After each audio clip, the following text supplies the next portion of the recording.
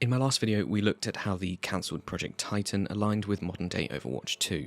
If you liked the video, I promised to make a part 2 covering the characters that we missed off, which you did, so thank you. So let's start with Jetpack Cat. Former game director Jeff Kaplan revealed the existence of Jetpack Cat in early 2017, but was unfortunately dismissed, stating it was too ridiculous for Overwatch.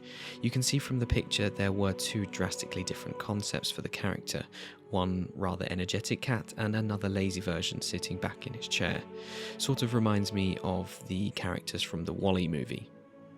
Evidently they tried their best to iterate a flying character into Overwatch. Here are some further concepts that were later discussed, including a flying alligator of all things. I'm in agreement that this would stray from the world that they were trying to build, but there is definitely still space for a flying hero. We already have plenty of drones, and Zenyatta flies, right? Or at least he doesn't touch the floor. Here are some more early concepts from Project Titan, including weird alien-looking dudes and the familiar silhouette of a hockey player. It is theorized that the hockey player was an early influence on Lucio, as he also has skate-like features under his shoes. Lucio also has a hockey skin from the Summer Games pack that really leaned into this sort of skin, which leads me to believe there must be some other skins out there that drew influence from early concept art from Titan, but I guess we will never know because there is very little that was ever released. Another hero we got a sneak peek from Jeff back in 2017 was Recluse. Turns out they had actually spent a little more time to design out this character, as you can see here in this photo. We also know from the Titan concept art that they have a mouth beam ability, which further cemented here, but it also appears like they have a horde of small spider-like robots following them around.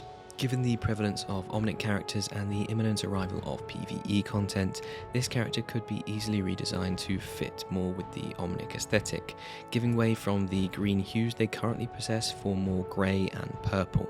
But what do you think? Should they have ever been implemented to the game, or should they now? On to Sideblade, another hero with a great pair of fists. I suspect Sideblade's kit was ultimately an early influence on Doomfist, featuring abilities like Super Punch, Shockwave and Backbreaker. All of these abilities share a striking resemblance to both current and old versions of Doom's kit. I can only assume the character's design didn't fit with the Blizzard's idea of the world they were trying to build, similar to other concepts in Titan. I have absolutely no idea why. And finally, let's go back to this picture and take a look at Luke, not sure how to pronounce it.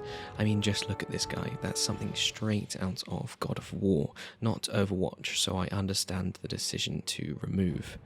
But they also had a super unique kit with a chainsword, spawn minions and flame strike. We don't have any spawning minion abilities in the game. The closest would perhaps be any of the Symmetra turrets, Bob or Torb's turrets, so I would speculate that this was either too difficult to balance or simply didn't fit thematically with their vision.